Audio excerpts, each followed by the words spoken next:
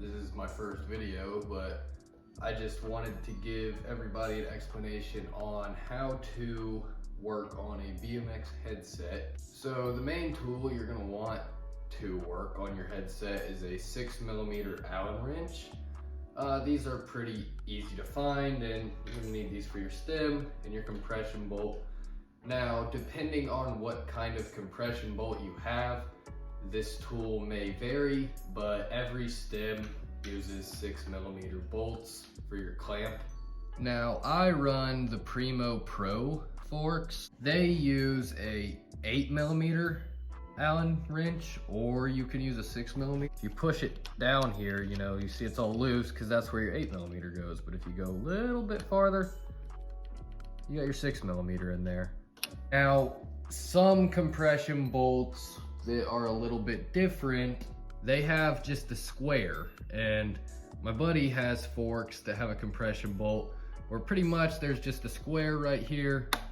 You put that in there, and you can loosen it, you can tighten it. Now, other compression bolts, usually on cheaper bikes that use star nut compression. Well, you guys are actually in luck because I happen to have one of these star nuts in my tool drawer. This is a standard star nut. They usually use a bolt that requires a 5mm Allen wrench. So now you're gonna take your 6mm Allen wrench, your 5mm Allen wrench if you need one, ratchet that has the little square piece on it. You're gonna wanna start on the bolts that are on the side. I usually start on the bottom one, and depending on how tight they are, mine are pretty tight, you just wanna loosen them. So you always start with the bolts on the side. Never start with your compression, always start with the ones on the side. And then once they start getting loose, you'll notice, grab your handlebars and that just moves around freely. Obviously it shouldn't do that because it's not tight.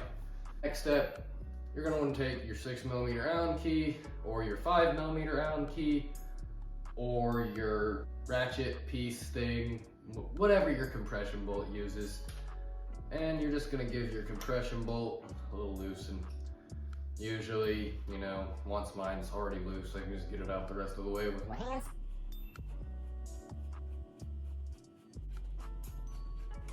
Now that you've removed your compression bolt, hold on to it. Be careful not to lose this, because if you lose this, you're screwed. Now all you gotta do is just, pull your handlebars off. If you have headset spacers, pull off your headset spacers.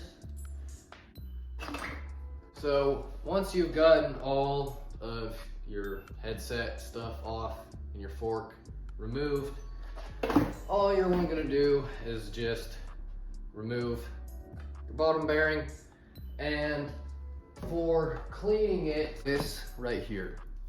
This is just like off-brand WD-40. As you can see, this is fresh grease on mine, so I'm not gonna go through and re-clean everything. We're just gonna pretend like I did, and I'm gonna put it back together. So in order to put everything back together, once you've re-greased everything, you're gonna wanna just slide that bottom bearing on, clean your hands, and probably clean your bike as well. There goes my headset. Well, the headset cap and the top bearing. So once you got that bottom one in there, make sure everything is greased. You wanna take your top bearing with your handy little compression ring. If you don't have one of these, you have a problem. You need to go get one, because that is a need. If you don't have that, your headset's gonna be shaking around and going crazy, and you don't want that. Make sure everything is nice and firm, nice and tight. You don't want anything being loose. Slide your spacers on if you have them. If you don't have spacers, that's fine. Some bikes don't need spacers. I run spacers because I have a very short head tube and a very long fork. And I'm also 6'4". I like to get a little bit more rise out of my handlebars. This is where a rag is going to come in handy. I have this work rag right here, as you can tell. It's very dirty. Wipe your hands off because you don't want to get grease and nasty stuff all over your grips.